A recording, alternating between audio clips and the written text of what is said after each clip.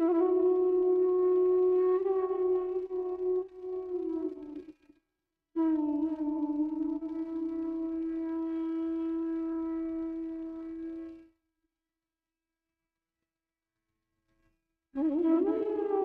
can.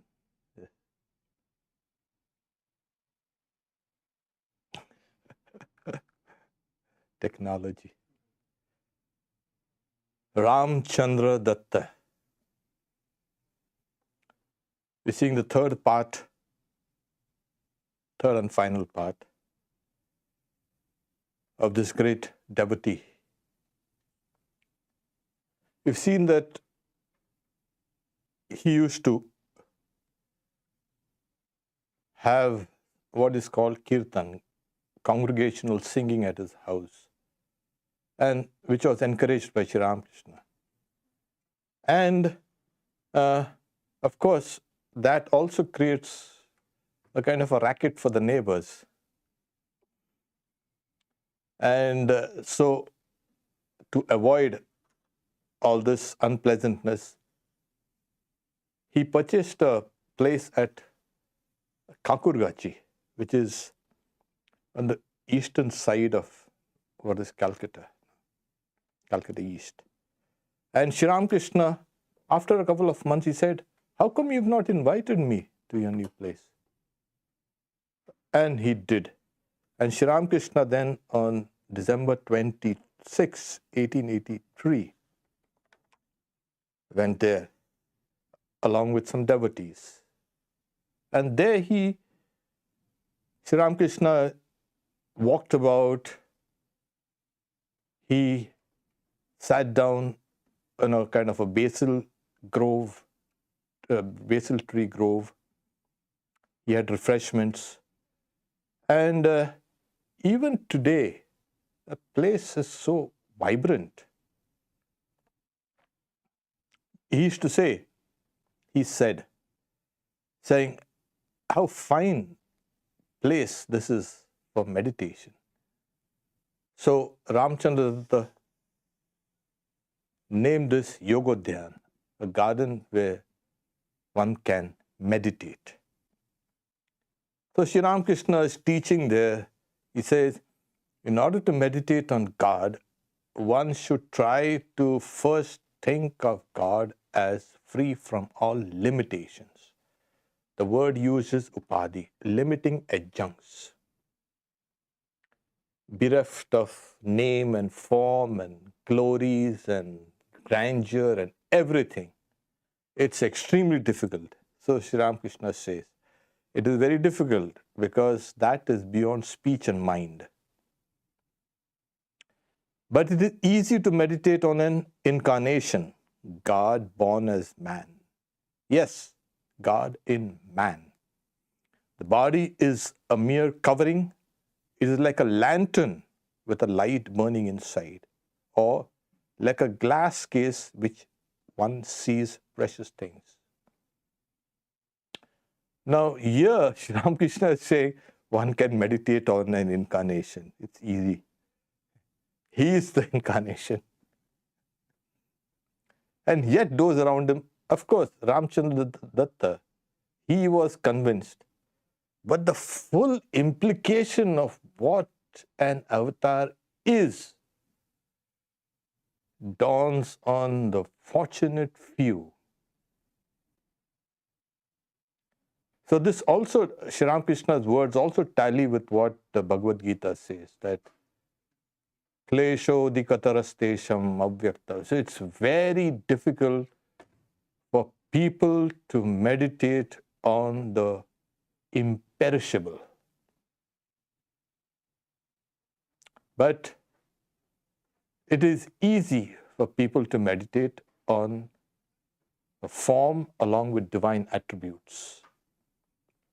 And the word used in the Bhagavad Gita, ananyenaiva yogena, to the yoga of identification. When you meditate on a deity, one has to feel identified with it.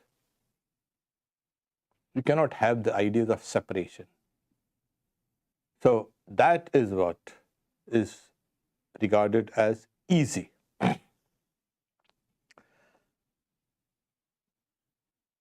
So there was a pond where the master washed his hands, and Ramchandra Datta, he named it Ramakrishna Kunda. He asked him to plant a Panchavati, that's a grove of 5 trees. I have not seen it. I've often gone there when I was for many years back. It's not there. But then, so we have a lot of reminiscences there. Sri Ramakrishna, when he went and sat down there, that place now is a temple. And Ramchandra Datta also was interred there. So his samadhi, it's called samadhi, is also there. That place is, as I said, amazing. So Ramchandra Datta, even as a young boy, he was very athletic and assertive and, you can say, strong. And he was part of a theater club and a gymnasium and social organizations, and he had that drive. So he used to go and try to convince people that Sri Ramakrishna is a divine being. On one occasion, Ram was trying to prove the superiority of Sri Ramakrishna, and he was deriding the Brahmo Samaj. And everybody was spellbound. Then Sri Ramakrishna interjected. After he finished his talk, now tell me why my arm was hurt. Stand up and deliver a lecture on that. And everybody laughed. Sri Ramakrishna had dislocated his arm. So, amazing that, he was saying, this is an incarnation, he's an avatar and all that. And yet, even towards the end, Ram was not convinced that Sri Ramakrishna's cancer was real. He's going to just wish it away. So he had that kind of faith. Now, knowing him as he was, he wanted to record everything what Sri Ramakrishna said. He used to go to Dakshineshwar with writing material. And so whenever Sri Ramakrishna used to speak, he used to jot things down. So Sri Ramakrishna once told him, why do you take so much trouble? Later, your mind will be your guru and give you the proper guidance whenever you are faced with life's problems. This is important. The mind becomes one's guru when it becomes pure. Now people say, the nature of this is secret and that is secret. All that is secret because, you know why? Because we are ignorant. We don't know. At one point of time in spiritual life, the mind will teach you, guide you, inspire you. So this was Ramakrishna and Ramchandra Datta. One day, he also complained to the Divine Mother, why do you bring such a huge crowd here? I find no time to bathe or eat, pointing to his body. This is like a perforated drum. How long can you play on it? Then he said, so please give a little power to Kedar and Ram and Girish and Vijay. So they might prepare to some extent the newcomers. So Ram was commissioned thus to teach by the master. I think he was one of the first to be told, yes, you can go and preach, even before he told Swami Vivekananda. Well, Swami Vivekananda of a different class. He had compiled Sri Ramakrishna's teaching and brought it out in a small booklet called Tattvasara. And some objected to this. Then Sri Ramakrishna said, you see, devotees are objecting. What have you written about me? Then Ram, he read some of those teachings of the master. So, you have written these things. Very good. Sri Ramakrishna says, listen, if you think that you have written them, you will get very little response from others. But if you think that the Lord is working through you, then it will be in great demand. And then he cautioned him, don't publish my biography as long as I'm alive, or this body will not last. Sri Ramakrishna quite often used to say this. Like if I go to that particular place of pilgrimage, like Gaya or even Puri, the body will not last. The upsurge of spiritual emotion will be so intense, the body will not be able to contain it. In this case, he publish a biography and people start coming and he won't have any rest, and so his body will not last. And of course, he had made a couple of prophecies like this even before. So in 1885, September, Sri Ramakrishna was moved to Shampukur. That's another suburb in Calcutta. And there, Ram took an active part in managing things and can also arrange for the treatment. So there, that place also is now an amazing place. Small, compact place. It's yeah. So it was Sri Ramakrishna had expressed his wish to have a Kali Puja. The Kali Puja was approaching, and then the devotees had organized everything. They had brought all the materials required for the puja, and they had all assembled. And Sri Ramakrishna was in deep meditation, and they were under the impression that Sri Ramakrishna will perform the puja, but now there's no image. And as his meditation, Sri Ramakrishna's meditation deepened, as was his wont, Ram suddenly said, why don't we worship him as Kali? He told Girish, and Girish, he was enthusiastic. And then they all shouting in joy, Jai Ma Kali, Jai Sri Ramakrishna and all that, and offered flowers at his feet as Kali. Sri Ramakrishna had this horripilation, and then he goes into a deeper meditation and he blesses everybody.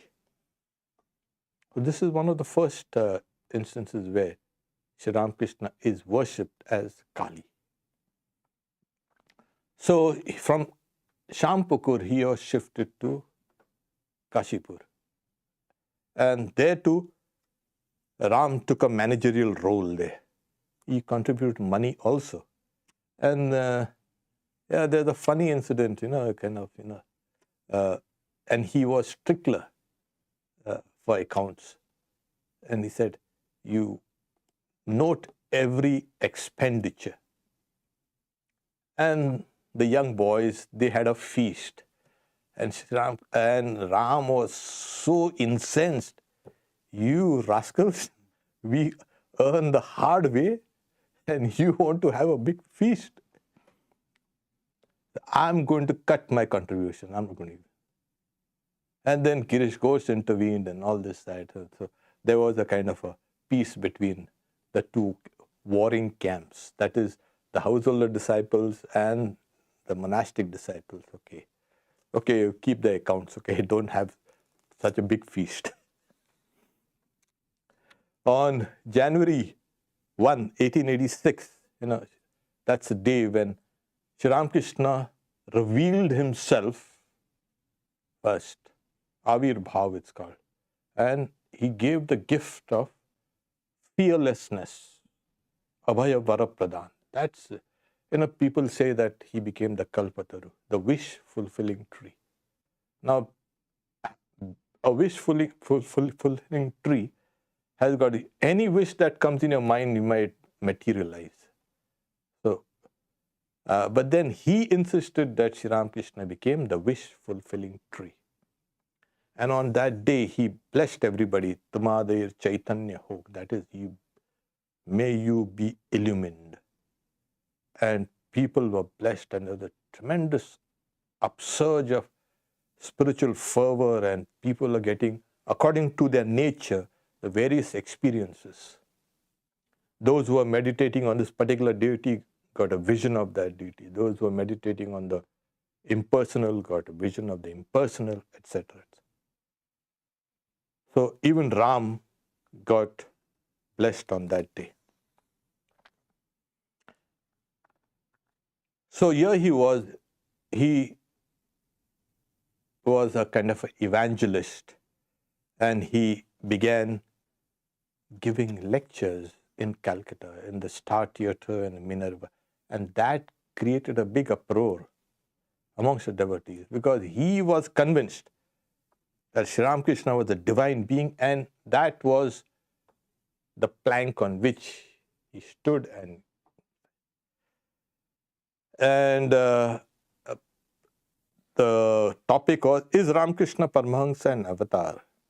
He substantiated his talk with quotation on the scriptures and his personal interactions, etc. He was, of course, as a true disciple of Sri Ramakrishna, he tried to emulate his guru as much as possible. And we see that he lived a very ascetic life.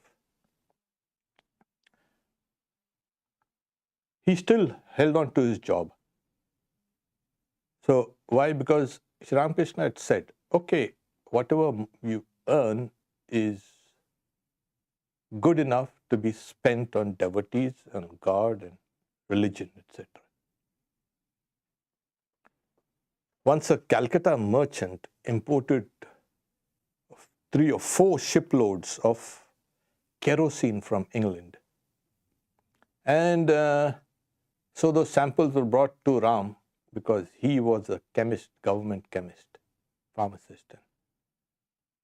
So he found the kerosene substandard. It was by 3 points, he's saying. I don't know what these points are. And he did not approve of this kerosene being marketed. That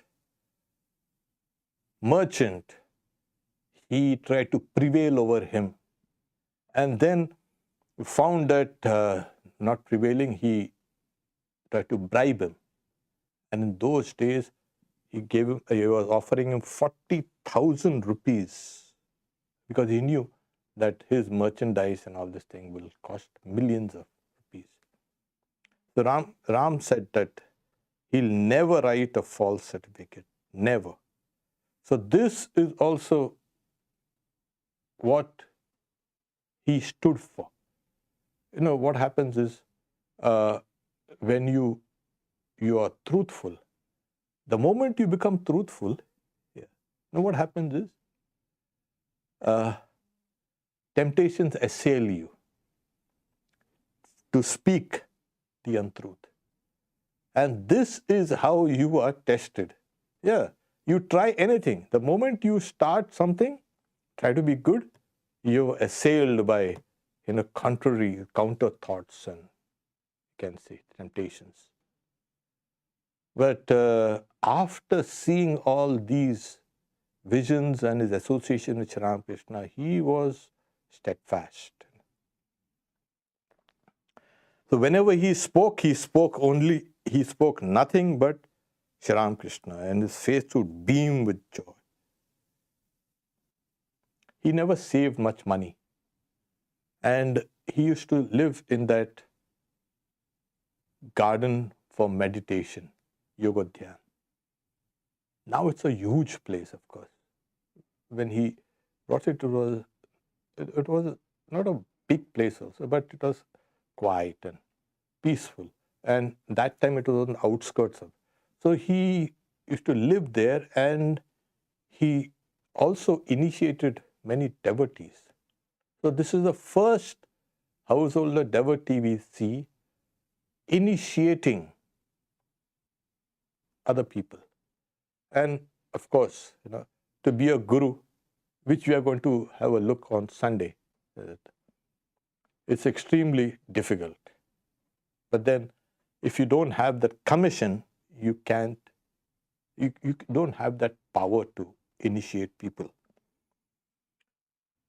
So he used to speak only about Sri Ramakrishna, and when he spoke, he used to get into that high spiritual mood, and it was palpable that this person has been touched deeply by not only Sri Ramakrishna, but by that spirituality, that which was transmitted by Sri Ramakrishna to him.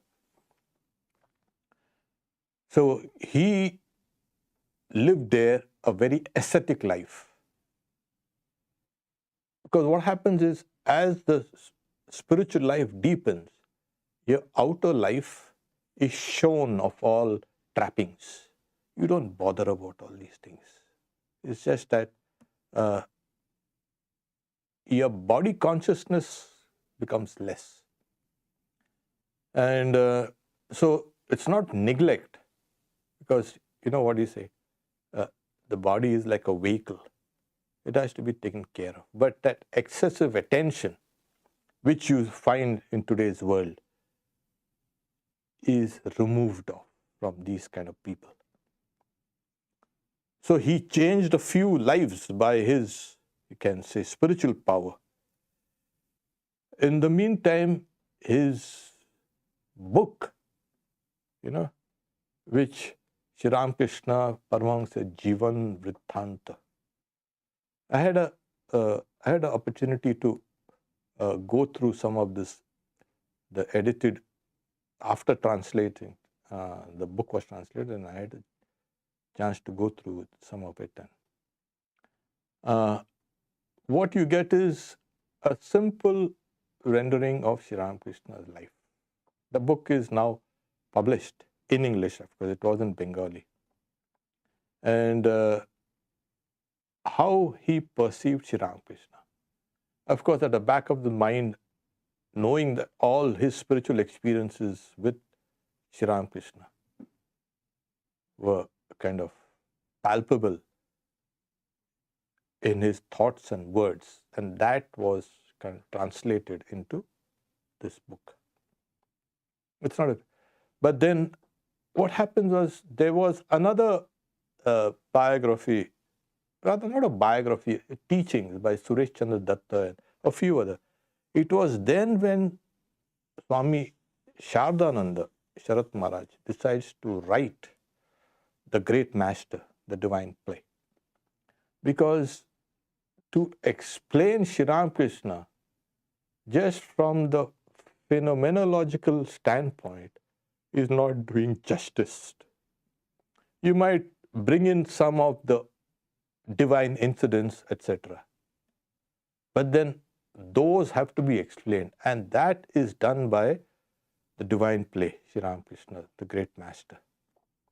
So, to remove off all the misconceptions, to establish his mood as a great spiritual teacher and as an avatar, that book was written. So in it, Swami Shardananda began by explaining what is bhava and samadhi. Because if this is not understood, you will not understand Sri Ramakrishna at all. If you read his life, he went here to Calcutta, he met here so-and-so, he spoke here, and this, that will give you a very lopsided view of Sri Ramakrishna. Oh, he was just like us. Yeah, it appeared just like us.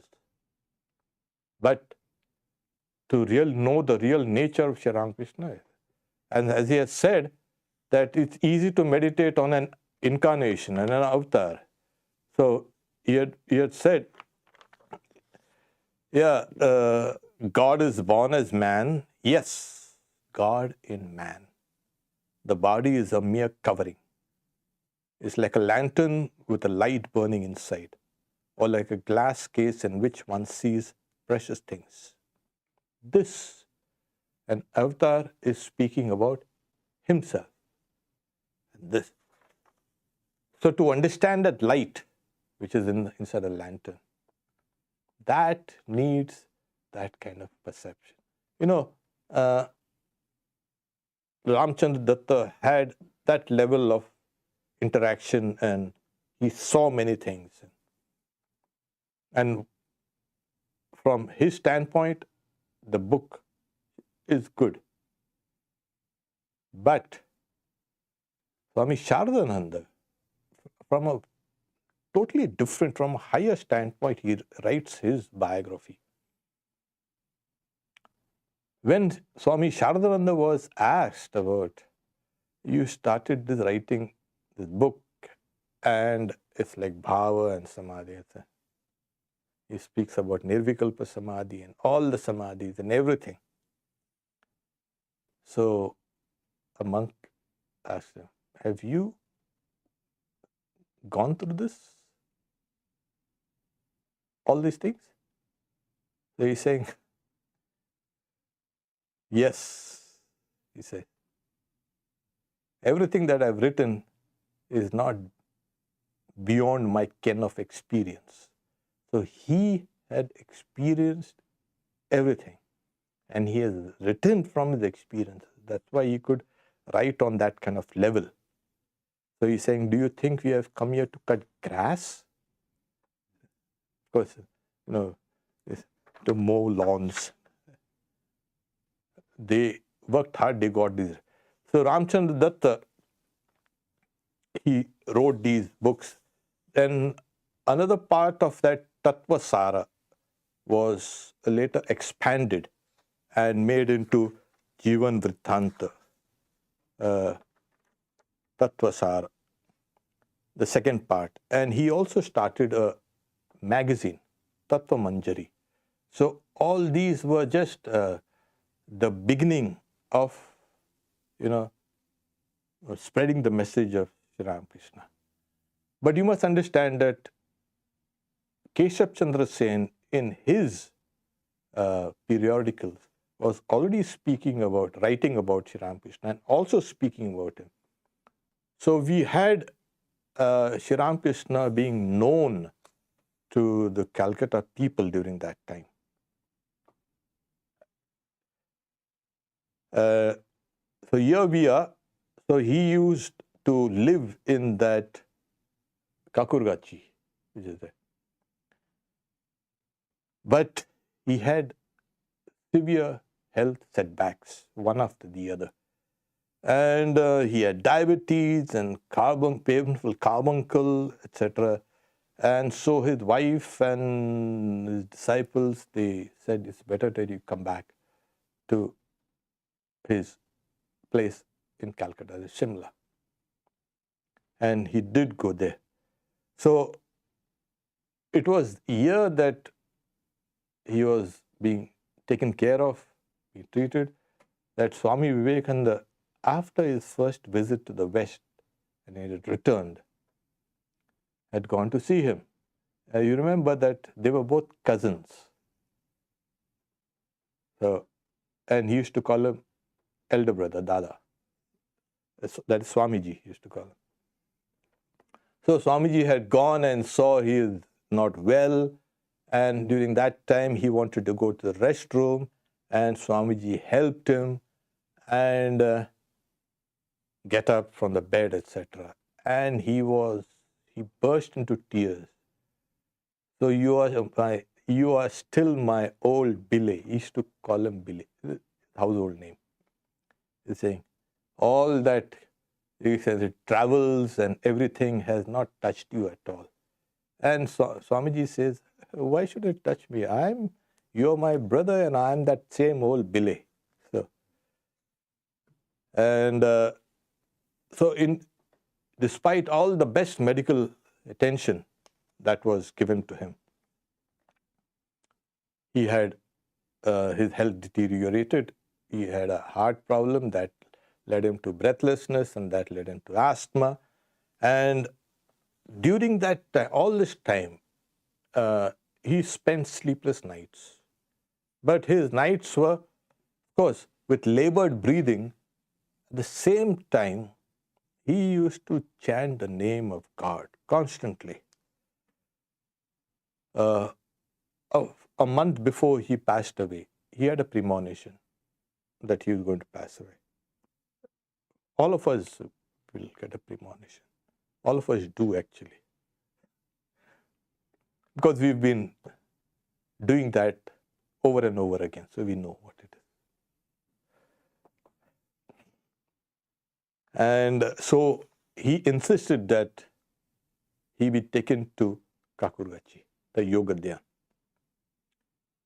His family is unwilling, and so are his disciples, but he prevailed upon them and said, no, I want to give up my body there where my Guru's relics are interred.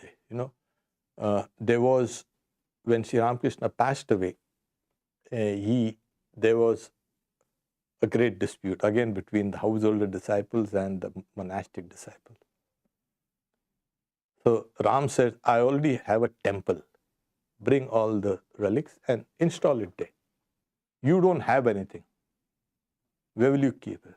So they had rented a small dilapidated house, and they made it a monastery.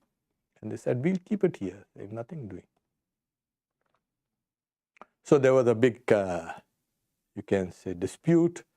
And so Swamiji intervened and said, we don't have to fight. Sri Ramakrishna, we all loved him, and just after his passing away, we're going to fight over his relics. So it was decided that they will carry the relics to Yogodhyan on a particular day, and then they will install. In the meantime, Swami Niranjanananda, he was Swamiji's, one of Swamiji's Guru Bhais, the brother disciples. So he was a strong and tall, you can say, Swami.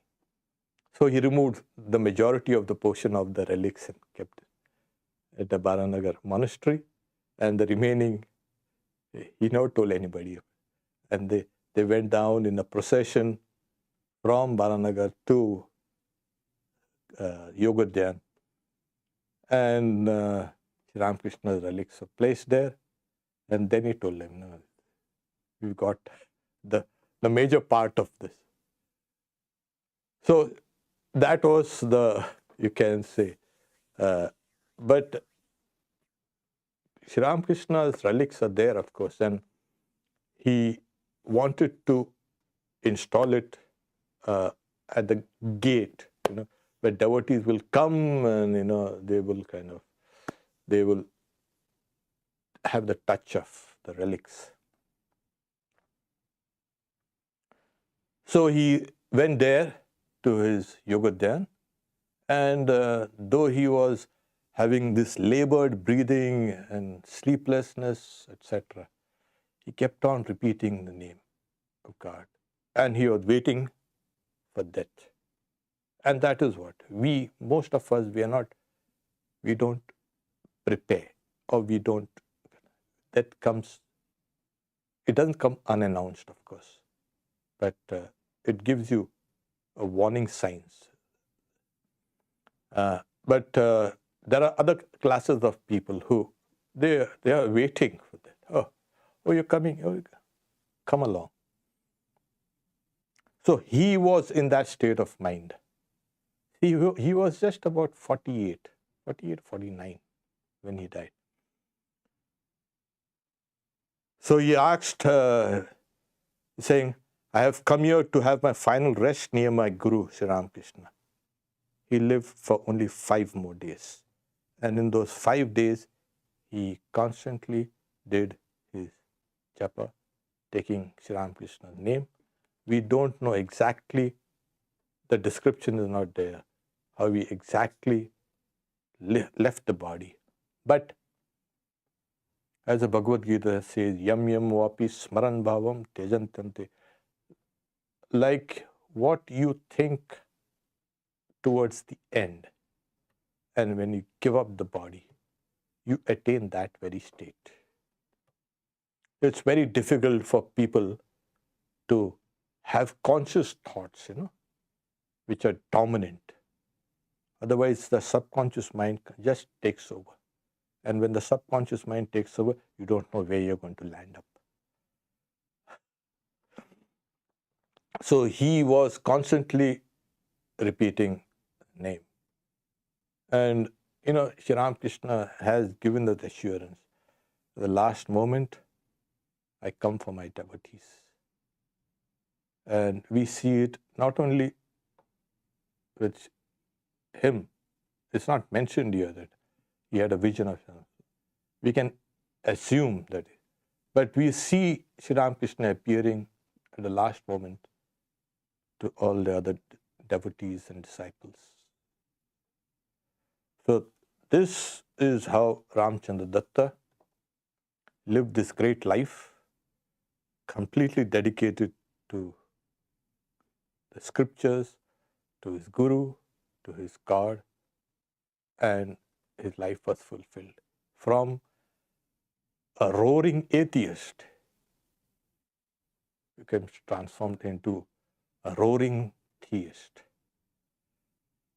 Om Shanti Shanti Shanti Harihi Om Tat Sat Sri Ramakrishna Arpanamastu. For questions, before we can go to questions, Sunday we have talk at 10 a.m. here. What is a guru? We also have mothers' children from 10 to 11, children from 5 to 18, along with their parents, can come. Okay. We have a Karma Yoga? Yeah, tomorrow we have Karma Yoga at Tapavan. That's a retreat center at Arlington. So please, those who are staying nearby or even far, you can go out there. Take your own sack lunch, wear appropriate clothes, and depending on the weather, we generally work outdoors. Okay. That will be another great experience.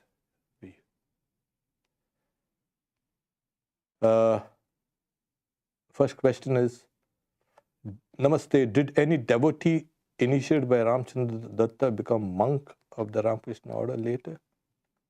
I am not sure. I don't think so, but I'm not sure. So that's what. What is the name of Ram's book on Ramakrishna? And if one reads the divine play of Ramakrishna, is there anything in Ramchandra Datta's book which is different than Swami Sardhananda's book and worth reading?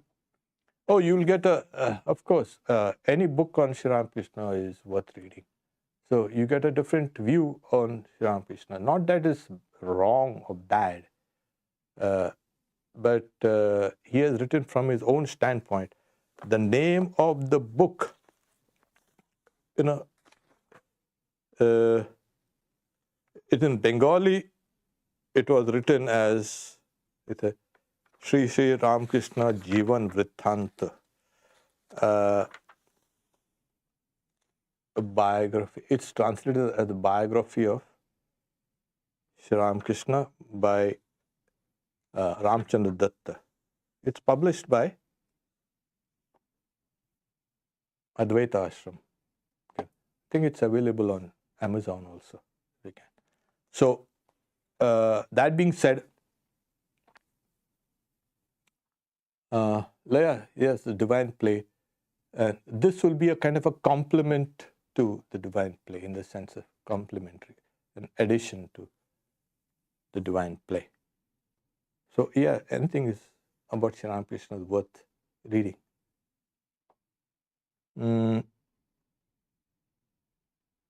Is Sri Ramakrishna coming to householder devotees at the last minute now too? Well, you've asked a nice question. I have heard, and I have also seen, heard in sense authentically, not second or third. Yes, Sri Ramakrishna comes to his devotees at the last moment. Now, those devotees who are dedicated and to Sri Ramakrishna, he does come. And I've known hundreds of people who, at the last moment, have seen Sri Ramakrishna's vision or Holy Mother and have left. Not seen, I have known at least more than a dozen. Then I heard what had happened there. But secondary sources were there. Yes, so believe, you must have faith in Sri Ramakrishna that he will come. At what stage does the mind start guiding a devotee? Is it only at a very advanced stage of spiritual progress? No, not at a very advanced stage. As you keep on approaching the inner consciousness, that's called a Pratyagatman. That's a time when the mind starts guiding you, teaching you. So it's not a very high stage. Only at a very high stage, then your mind becomes a guru. As I said, as the mind gets more and more purified, what do you mean by getting purified? It will get in touch with its own, you can say, source, consciousness. People have taken consciousness and mind as one, and all the confusion begins there. So it will go back to its source from consciousness. As it goes inside, the more pure you are, the more introspective you become. And the more introspective you become, you get down deeper and not the ordinary way of introspection. I'm sitting down and mulling on a particular thing and kind of brooding on it. It's nothing like that. So, and a mind that's kind of impure, or the ordinary mind, is externalized. The pure mind gets internalized. So that's a time when the mind becomes your guru. Yeah, you will find it gives you pointers. Don't do that and do this and that, etc. Everything. So much for other rest are all pranams and pranams. Do you have any questions here? Then we can. The next householder disciple we will be taking next Friday, will be Surendranath Mitra. That's another great devotee and who contributed immensely to the order as well as to this tradition. Om Shanti Shanti Shanti Harihi Om Tat Sat Sri Ramakrishna Arpanamastu.